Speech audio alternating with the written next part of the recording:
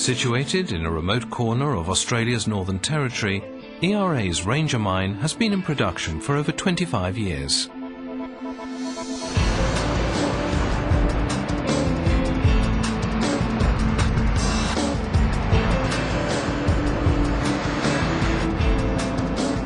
We're a very significant player in the world uranium market. About 40,000 tonnes of uranium is mined every year, and we produce about 8% of the world's production.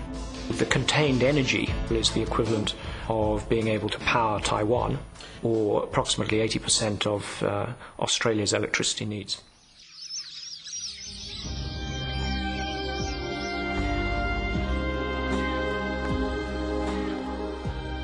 One of the most remarkable aspects of the Ranger mine is its location.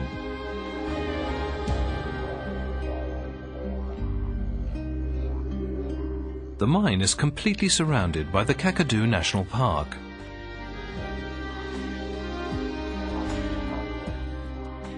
With its unique biodiversity and extraordinary range of climate and wildlife, Kakadu is a World Heritage Site and an environmentally significant region. The park is also an important cultural site for the indigenous peoples who have lived on the land for thousands of years.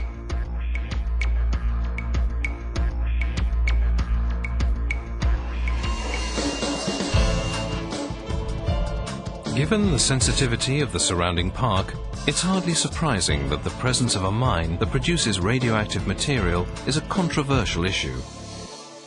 What that means is that we're held to a much higher standard in terms of environmental protection, in terms of cultural management as well, than is probably the case for most other mines in the country and possibly even the world.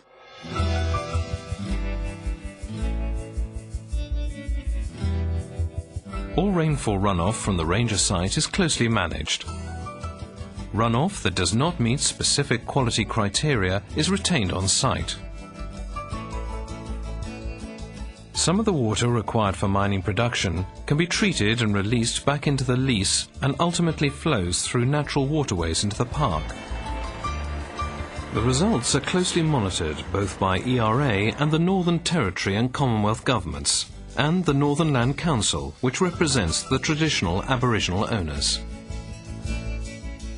I'm very pleased to say that ever since that program was initiated many years ago, in the early 90s is when it was first kicked off as a research program, there's never been any evidence whatsoever of any impact as a result of mining on Magilla Creek or on Kakadu National Park. Production at Ranger Mine may end in a few years' time.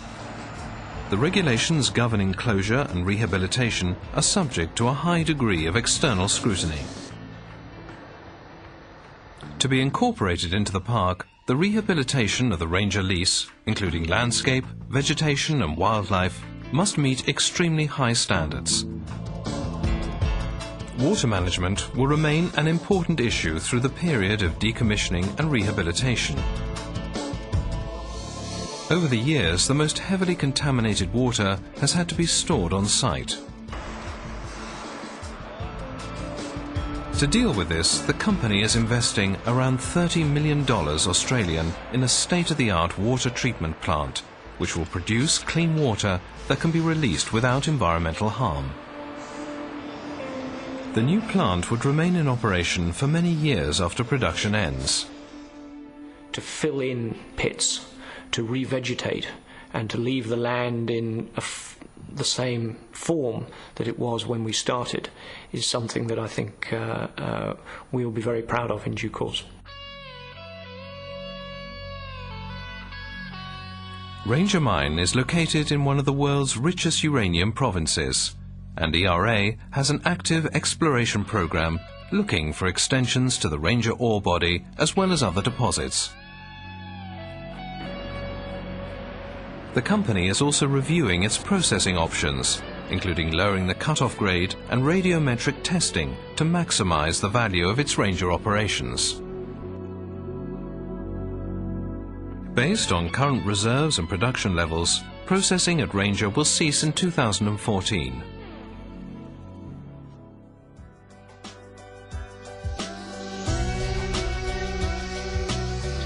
Whatever the future holds, ERA will continue to demonstrate Rio Tinto's ability to conduct sustainable mining operations in some of the most sensitive regions of the world.